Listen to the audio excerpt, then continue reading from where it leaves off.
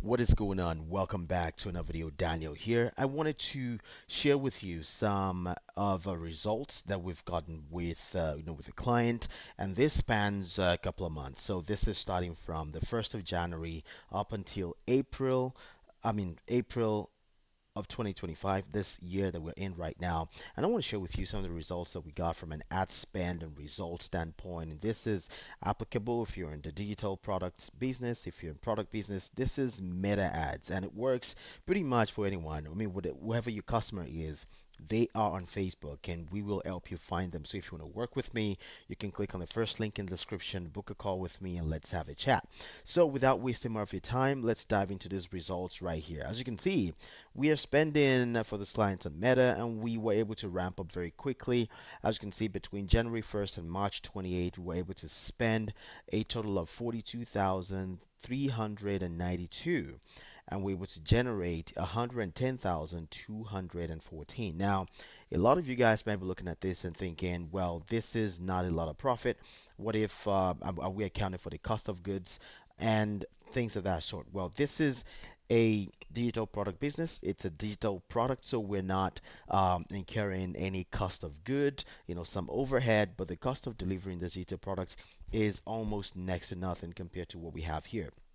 So as you can see, we spent 42,000. We got 2,124 sales at $19.96 dollars cost per result, meaning cost per purchase was $19, and the average purchase price for this product was $51.89, almost $52, and the average per return on ad spend, meaning what we got as a return on our ad spend, was 2.6. So if we account for overhead, I mean, this client is still working away with at least 2x return. So what does that mean? It means that you're putting in $1, you're getting $2 out every single time. I think that's a good bargain for everyone. But a lot of things went into this campaign. Of course, I'm going to show you precisely what happened when we shut down this campaign and we launched a different campaign, just to show you that this is not a fluke. This is not something that you do once and it doesn't work anymore.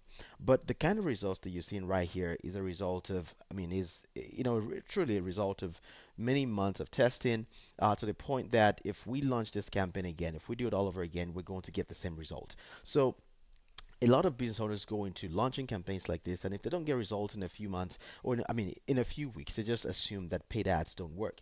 But that's not the way this works. This is a true testament to testing, to making sure that the funnel is really tight, and to testing different offers and just see what resonates. And I've talked about how to really get the best out of your campaigns at any point in time. I've talked about it on this channel in previous videos, and one of the few reasons why I think this campaign has been able to be successful was because we really dialed down the audience and the creative. Right now we're getting into an era where the creative is really the targeting. You're going on Meta, you're trying to select different audiences. It's one thing to be able to select your audiences. It's another thing that your creative is able to speak to these audiences. So the creatives that we used for this campaign is something that I think it's phenomenal, because we were able to really speak to people based on the creative itself and not the audience targeting. And I cannot really show you the creatives here because this campaign is still live and I don't want to reveal anything that is not supposed to. But here's the most interesting part of it.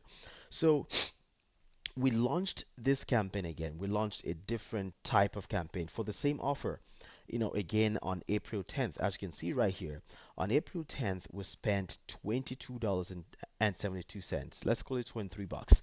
And we got two purchases. And cost per purchase on this campaign was even lower at $11.75. And overall, on the first day of the campaign, we got $104 in purchases. So this is a 4.49 return on investment. So we spend $1 and we get $4.49 back. That is a true testament to the strength of this campaign, and this is what we've been able to accomplish for this client, which I think is really phenomenal. Now let's move on, because a lot of people like to see things day to day, and I like to track campaigns day to day as well. So for the same campaign, this is on April 12th, right? We were able to you know this is 2 days after after this campaign launched. Now, as you can see, on the first day we got how many purchases? We got two purchases, And on the third day, we've gone up to 7 purchases.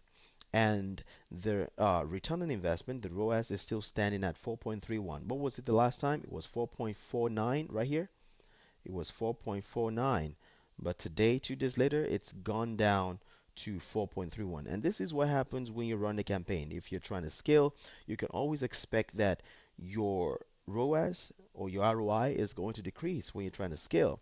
And as you can see right here, we've made $360 and our landing page conversion rate is at 7.61, which is really phenomenal because the industry standard where you want to be at is between 4% and 7%, but we are well over that at 7.61.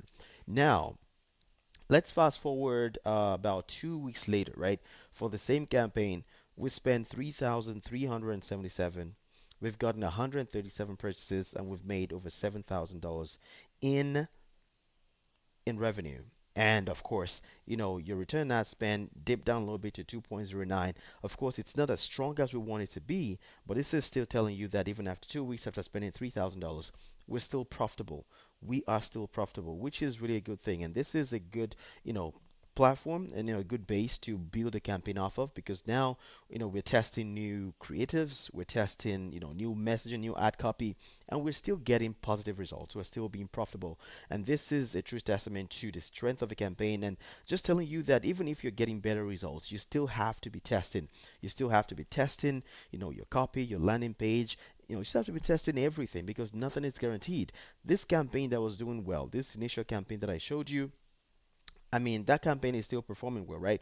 But we still want to see if we can get better results. And that's exactly what we did. In fact, I mean, the results that we get, that we got after 2 weeks, it's not as good as the original results, but at least we're able to, spend more money. We're able to scale this campaign and we're able to see that, okay, this angle doesn't work. Maybe we need to tweak this and tweak that. And that is how Meta Ads is. So if you're a business owner and you're not testing enough and you're not testing different angles, you're not testing messaging, you're not testing landing pages, you're not testing your creatives, you are not going to be profitable with Meta Ads. And I just want to, re-emphasize this over and over again. I want to re-emphasize it to you. If you're running ads, you always have to be tested, and that's the major takeaway from this case study that I'm showing you right here. This campaign is still running. It's still very much profitable today. Even about April, May, June, 2 months after that. And if you want to work together, you can click on the first link in the description, book a call with me, and I'll be more than happy to examine your business and see if we're a good fit. So just wanted to show you this. This is one of the results that we got for our clients. Hopefully this has been helpful. If it has, make sure you click the first link in the description, book a call with me, and let me know your thoughts down in the comments. Again, my name is Daniel, and I will speak to you in the next video. So you take it out. Bye.